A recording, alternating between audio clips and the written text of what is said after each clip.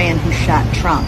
This is the man who killed Melissa Hortman. This is the man who tried to kill John Hoffman. This is the man who tried to kill Paul Pelosi. This is the man who killed an Obama-appointed judge's son. This is the man who hired hitmen to kill Democrats. This is the man who ran over a left-wing activist and killed her. This is the man responsible for the Austin bombing. This is the man who sent pipe bombs to Obama, Biden, and Hillary Clinton. This is the man who shot Gabby Gifford. This is the man who tried to kidnap Gretchen Whitmer. Oh, and this man. And this man. And this man. This man. This man. This man. This man. This man. And this man. This is the man who set Josh Shapiro's house on fire. This is the Oklahoma bomber. This is his accomplice. These are just a few of the men who beat police officers on January 6th. I can think of a few things they have in common, and it's not the way they use their words or their left-wing politics. 2. Killed 10 black people in a Buffalo grocery store. His motive was, quote, to prevent the elimination of the white race. The El Paso Walmart shooter, he shot 45 people, killing 23. He thought he was acting at the request of President Trump to stop the invasion. He also cited the Great Replacement theory. The neo-Schmatzi who killed 9 people at a black church because he, quote, had to do something. This is the Pittsburgh synagogue shooter. His motive was to stop white genocide. This was the Oregon shooter. Police found a manifesto where he went on a lengthy rant about black men. The Dollar General shooter, his motive was a hatred for black people. Despite previously being involuntarily committed, he was still able to legally purchase the weapon. Florida. This is the Oxford school shooter. His parents gave him a 9mm for an early Christmas gift when he was 15 years old. They were so excited they just couldn't wait till Christmas. This is the FedEx shooter. Police found that he was viewing not like propaganda online and that he wanted to demonstrate his masculinity. The man went on a shooting spree in Atlanta, killed 8 people, 6 of whom were Asian women. This was the Dayton mass shooter, shot 17 people, killing 9, including his sister, who previously suspended from school for having hit lists and rape lists. The Santa Fe school shooter, one of his victims rejected his romantic advances. This was the Thousand Oaks shooting. This is the Parkland shooter, Sutherland Springs shooter, Las Vegas shooter, the Sandy Hook shooter. This is the Aurora Theater shooter. He had an obsession with killing and chose the weapon that would allow for the maximum amount of casualties. These, of course, are the Columbine shooters. The Chardon school shooter, who was upset that his ex-girlfriend had a new boyfriend. The Georgia school shooter, he is not transgender, no matter how many right-wing AI-generated memes tell you so. Father gave him an AR for Christmas when he was 14. The real mental health issue in this country is white men. The Middle Passage, 1.2 African Americans died. White men. Segregation, white men. Lynchings, white men. Wounded Knee, white men. The Trail of Tears, where 16,000 Native Americans died. White men. 98% of gun violence is men. 84% are white men. I see a trend. January 6th, white men. Oh, wait, but then they got pardoned by who? Oh, that's right. An adjudicated rapist, pedophile, convicted felon, white man that this country put in power. Wow. Why? Because they couldn't vote for the black woman. Do you see a trend?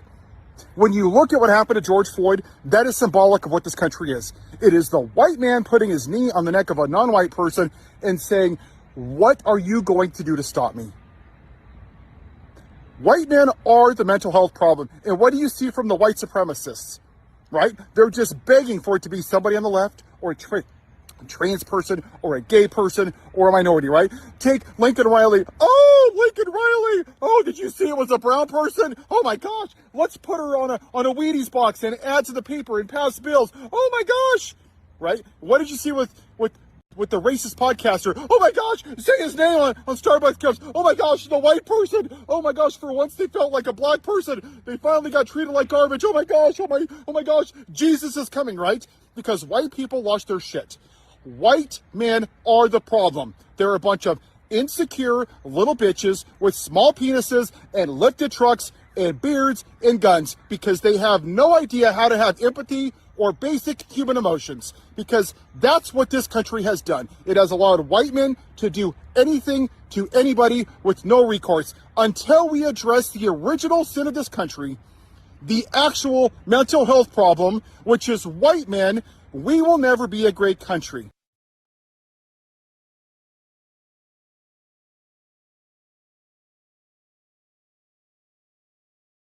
Well, now looking at the video, I was trying to find something other than the obvious, what the viewers are seeing right now, stating the obvious.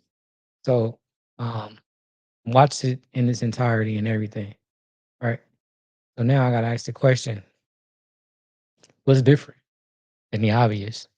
The obvious was it's all white males, right? It's the obvious. The other part is like what's giving them you know, the entitlement to think that you can just go ahead and do things and make a move at your discretion. I want to ask the question, like, is this see their entire life? Is this something that they've been doing their entire life? Like, what gives you the entire entitlement to say, I'm going to take another person's life? And the other thing that I noticed in the video that there's no females. So there's no white females that's feeling this type of way. So um I don't know if it's the way you're raised or like was the upbringing, the lack of love from the family member, dad, mom, whatever the case may be. But a lot of these situations I'm looking at, man, a lot of these dudes have two parents in the household. And I'm gonna say that to say this. Most black kids don't have both parents in the household. We've been knowing this for years, right? Some mothers do the best they can, some dads do the best they can, some parents do the best they can together. Whatever the case may be, they make it happen. But you don't see children from African American households doing this type of activity. So in recent years, I guess that the numbers were so high that they're like, okay, we're outnumbering them in mass shootings. So how can we balance this out? So I started thinking and I started watching. When Charlie Kirk got shot, he was trying to break down the difference in the question that was asked of him about mass shootings and stuff of that nature. And he was quoting, well, I ain't gonna say don't quote me word for word, but it's mentioning he asked the question like, were you talking about gang violence or something else? And then the shot rang off. Well, in recent years, the reason I brought that up was because in recent years, mass shootings are labeled more than what it's supposed to be. So basically, clubs, nightclubs, and night venues where African Americans tend to have um, activities at certain times of night. There might be gunplay, there might be a shooting or something like that. They're taking that and now putting that into the same category as a mass shooter. The difference is in these cases right here, the mass shooter has just gotten up one day, had something on his heart, on his mind that he couldn't let go, couldn't deal with in life, whatever the case he was going through. And he got up and went, armed himself and went somewhere in public, murdered innocent people, innocent kids, innocent workers, people that were in synagogues and praying at churches, black people in churches, white people in churches, politicians. As you can see, it's a lot of white people doing these crimes, right? So in the situations at nightclubs, that is a one-on-one altercation that tends to go into the parking lot, spill into the parking lot. Somebody pulls a gun and then they might shoot a couple of people out there. And that's a big difference.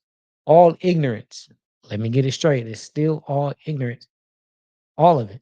But at the same time, you cannot label and identify them to be the same things when they're not.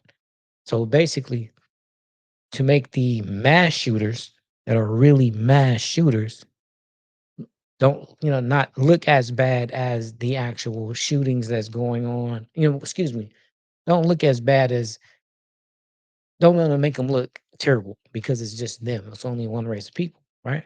But now you want to add on the nightclub shootings, that's something totally different, man. So um America's problem is admitting that your killers are coming from your sides. Your shooters are coming from your side. It's just no different than the mafia saying they finna take one of their own people out.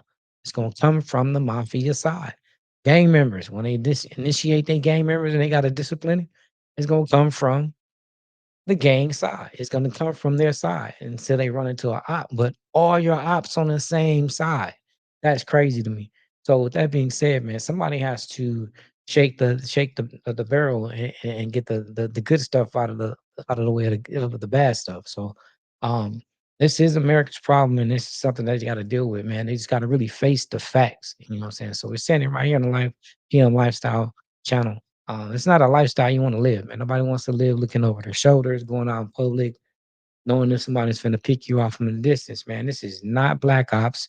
This is not a video game. These are people's lives that you're playing with, man. So, with that being said, we need to start acknowledging what's really going on in America. We've been talking about it, but we really, really, really, really need to have to sit down and a dialogue about it.